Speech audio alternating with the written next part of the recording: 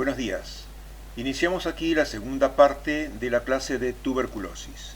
Durante el transcurso de la clase de hoy veremos cuáles son las interacciones tempranas que ocurren entre la micobacteria tuberculosa y las células del huésped. Vamos a tomar como modelo la infección pulmonar, es decir, la bacteria que ingresa por vía aérea al tracto respiratorio bajo del hombre. Veremos de qué manera se van generando las lesiones típicas de esta enfermedad, de qué manera la bacteria se va a diseminar a partir del punto de entrada vía los linfáticos.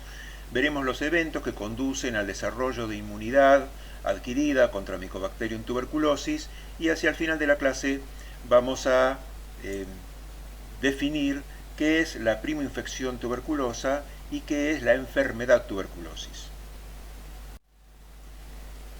Inicialmente, como vimos en la clase anterior, la bacteria, para causar la enfermedad pulmonar, va a ingresar por la vía aérea. La bacteria va a llegar hasta las profundidades del tracto respiratorio y ahí se va a encontrar con las primeras células fagocíticas. Estos son los macrófagos alveolares. También va a encontrar células dendríticas. La relación que se va a establecer entre bacteria y células va a depender de una interacción que va a haber entre ligandos y receptores. Los ligandos de la bacteria básicamente son el lipoarábido manano con alto contenido en manosa y el fosfoinositol manano y otros ligandos. Hay al menos 20 ligandos distintos reconocidos. Y receptores, también hay unos cuantos receptores. Distinguimos a CR1, CR3, CR4, los Toll-like receptors, TLR2, TLR4, el receptor de manosa. Fruto de la interacción entre estos ligandos y estos receptores, se va a producir la internalización de las micobacterias dentro de los macrófagos. En el caso de las células dendríticas, la incorporación está mediada por el receptor DC-Sign.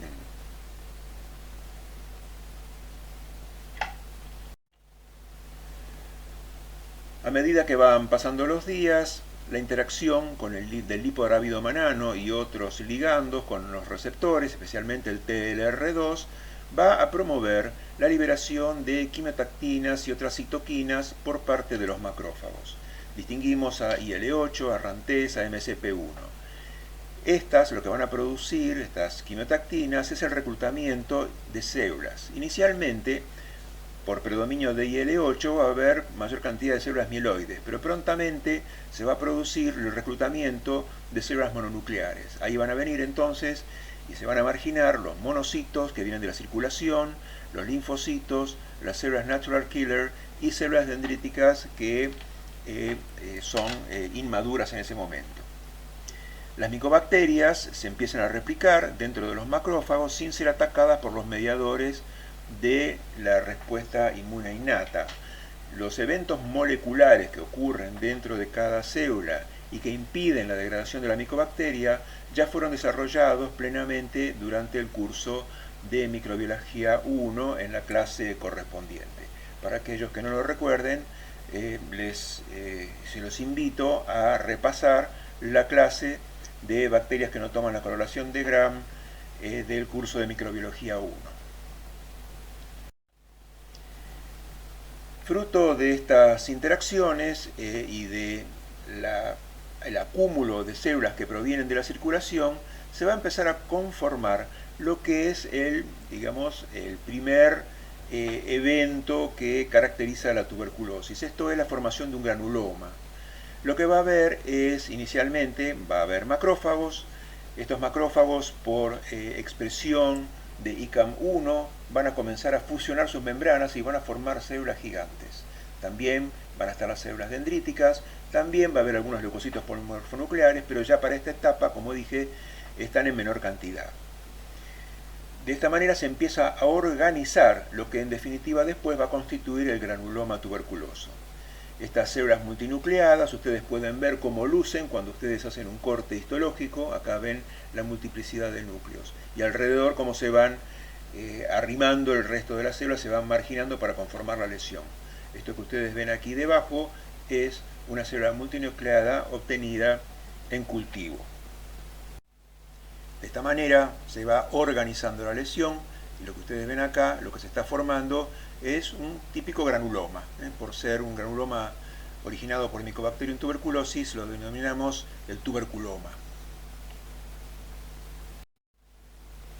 Ya han transcurrido entre 5 y 15 días desde el momento en que ingresó la micobacteria al huésped y lo que se va observando es que hay una destrucción de macrófagos infectados por procesos ya sea de apoptosis o citotoxicidad mediada por las células natural killer. De esta manera las bacterias que van siendo liberadas son recaptadas por los macrófagos sanos y así la infección se va diseminando de célula a célula por contigüidad. No hay activación de los macrófagos, prácticamente es nula, y tampoco hay degradación de las micobacterias. Mal puede haber degradación de las micobacterias, dado que no hay todavía instalada una respuesta inmune adquirida. Cuando uno observa el centro de la lesión, se ve que se va necrosando lentamente. En esta necrosis que va ocurriendo, se va a ir depositando sulfato de calcio, producto del anión sulfato liberado de la digestión de los sulfátidos de la micobacteria. Y en presencia de calcio proveniente del plasma va a precipitar este sulfato de calcio. El material que se va conformando aquí dentro tiene un aspecto característico blanquecino y se denomina casium. Avanza el tiempo, ya estamos en 4 a 6 semanas desde el inicio de la infección. Todavía hay poca activación de macrófagos, sin embargo, alcanza como para comenzar una presentación antigénica. En esta etapa se observa que las micobacterias comienzan a escapar del tuberculoma y se desplazan por vía linfática a los ganglios regionales e inclusive a órganos distantes.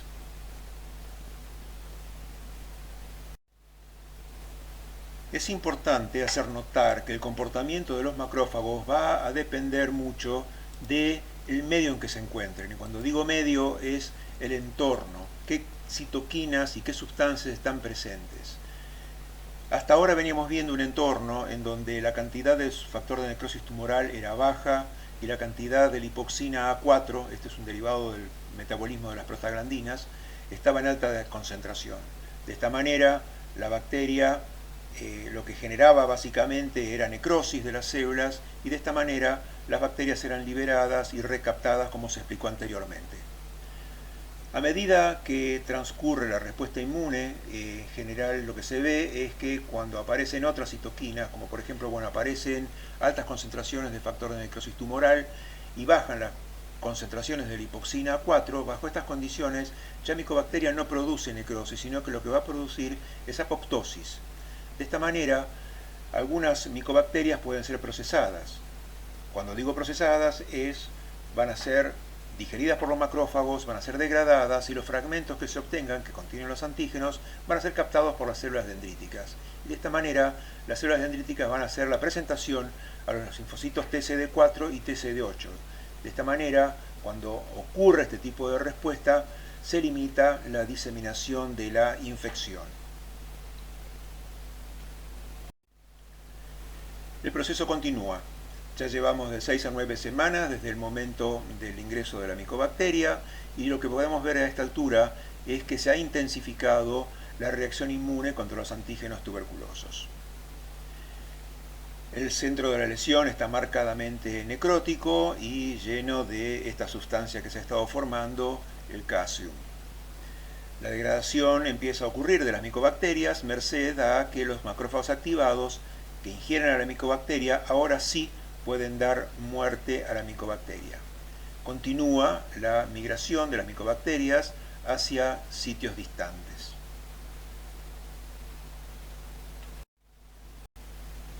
Para poder comprender la evolución de la tuberculosis es necesario conocer los equilibrios entre las distintas respuestas inmunes que se están dando en el huésped con tuberculosis. En principio, se puede producir una respuesta de tipo TH1, puede haber una respuesta de tipo TH2 o una respuesta de tipo TH17. El tipo de respuesta que se va a producir depende básicamente de qué tipo de citoquinas están presentes en el entorno de los linfocitos que están generando estas respuestas. Si el entorno es un entorno rico en interferón gamma y en interleuquina 12, lo que se va a producir es la respuesta TH1. Y básicamente esto constituye la inmunidad defensiva, la inmunidad que necesitamos para erradicar a la micobacteria. Producto de esta inmunidad, En presencia del antígeno, los linfocitos van a generar grandes cantidades de interferón gamma que van a estimular a los macrófagos y así los macrófagos podrán eliminar a la micobacteria. En cambio, si hay un predominio de interleuquina 4 y de interleuquina 10, la respuesta que se va a dar es una respuesta Th2. Fruto de esta respuesta Th2 habrá cooperación Tb y la generación de anticuerpos contra antígenos micotuberculosos. Esto no conduce a nada y no altera la marcha del proceso infeccioso. En un entorno rico en TGF, beta, en interleuquina 6 o interleuquina 23, básicamente lo que vamos a tener es una respuesta de tipo Th17. No, es bueno que exista una respuesta Th17, pero tiene que estar en equilibrio con la respuesta Th1. Si el predominio fuera de Th17 sumado a este predominio de Th2, lo que vamos a tener en definitiva son reacciones de hipersensibilidad y más daño y menos inmunidad defensiva. Lo que hemos descrito hasta este momento en la interacción entre el huésped y la micobacteria tuberculosa es lo que caracteriza en un huésped susceptible la primoinfección tuberculosa. Esta primoinfección tuberculosa se caracteriza por la presencia de un complejo primario, que es una lesión única o múltiples lesiones pequeñas que se producen tras la llegada de la micobacteria, en el caso que estamos hablando, a la vía aérea. Si una vez producido el complejo primario se producen reacciones inmunes en donde hay un predominio de la respuesta Th1 sobre la Th2 y sobre la Th17, lo que vamos a lograr es que el individuo erradique completamente a la micobacteria. Puede darse el caso de que no haya una eliminación total, sino que algunos microorganismos queden retenidos en lo que serían las calcificaciones que quedan luego de la curación del complejo primario. Serían algo así como las cicatrices. Si esto ocurriera, la bacteria puede quedar ahí por espacio de años. Si por el contrario, en vez de tener una respuesta a predominio Th1, tuviéramos una respuesta en donde hay predominio de las Th2 o la Th17, lo que va a ocurrir entonces es que este complejo primario va a evolucionar directamente hacia enfermedad. Esto ocurre, por ejemplo, cuando la micobacteria ataca a un niño, por ejemplo, que está en alguna situación de riesgo, como por ejemplo la desnutrición. Y entonces de esa manera este complejo primario, esta primoinfección tuberculosa, evoluciona directamente para causar la tuberculosis primaria.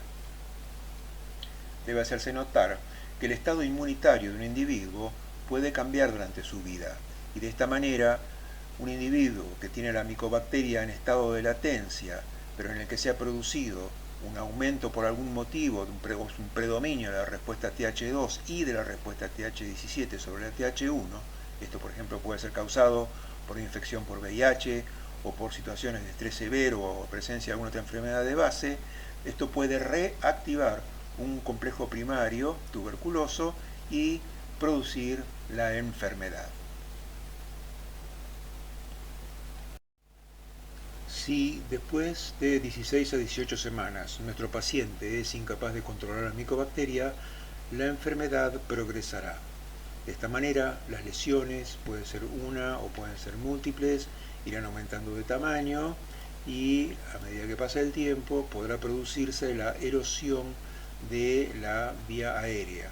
De esta manera, el contenido de estos tubérculos podrá volcarse a la vía aérea y el paciente se volverá bacilífero, porque las bacterias entonces serán expectoradas y aparecerán en el esputo. De la misma manera, puede producirse la erosión de los vasos, que volcarán sangre hacia esta cavidad y de aquí a la vía aérea, con lo cual el paciente se vuelve hemoptoico, es decir, aparecerá sangre en el esputo. Esta imagen de una necropsia de pulmón nos muestra lesiones tuberculosas. Fíjense, están llenas de calcium y no se trata de una lesión única, sino que hay varias aparentemente lesiones en un mismo sitio cercano y otras que constituyen una migración de la micobacteria dentro del mismo pulmón. Cuando un individuo supera exitosamente la etapa de primera infección, van a quedar cicatrices que pueden ser observables por radiología.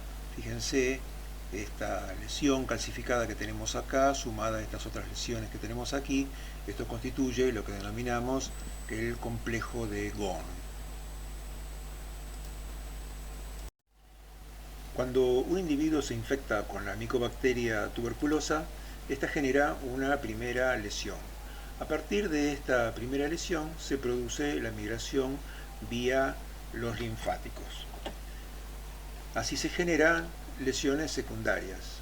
Mientras esto está ocurriendo, han pasado pocas semanas y todavía no hay una respuesta inmune para controlar a la micobacteria en el huésped susceptible. A partir de este segundo foco pueden producirse otros focos. Pero al mismo tiempo que esto está ocurriendo, ha pasado el tiempo y ya se genera una respuesta inmune que empieza a poder controlar todos los focos simultáneamente. También puede ser que haya habido una migración a un sitio distante. Si el paciente puede superar esta etapa y elimina a la micobacteria, se generará el complejo de Ghon. En caso de que esto no ocurra, la enfermedad seguirá su curso. Hay que hacer notar que desde el primer momento existe una carrera entre la respuesta inmune y la diseminación de la micobacteria tuberculosa. En la medida en que no aparezca una reacción inmune, la diseminación proseguirá. De esta manera entonces el individuo inmunosuficiente podrá controlar la enfermedad. Cuando hablamos de un individuo susceptible es porque nunca ha visto la micobacteria, pero en Argentina nosotros tenemos una tasa de media alta de infección micobacteriana, de manera tal de que muchos de los individuos de nuestra sociedad han visto ya la micobacteria, de manera tal que cuando se produce un segundo ingreso de la micobacteria, todo este proceso se acorta, porque ya tenemos células con memoria que cuando son reclutadas al sitio pueden detener la migración de la micobacteria. De la misma manera en niños, la vacunación con vacuna BCG previene o acorta este fenómeno.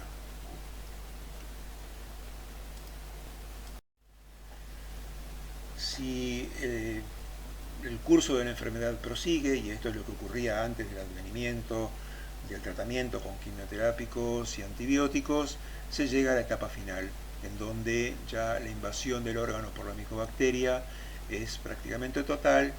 Ustedes pueden ver aquí las regiones ricas en calcium, como así también regiones en donde se ha vaciado el calcium, se ha dañado el tejido y han quedado estas cavernas. Esto hace que, bueno, se llegue a un estadio en donde el tipo de lesiones, la cantidad y el volumen que ocupan sean incompatibles con la vida y entonces el individuo fallece. Damos término aquí a la segunda parte de la clase de tuberculosis. Los invito a continuar con la parte número 3.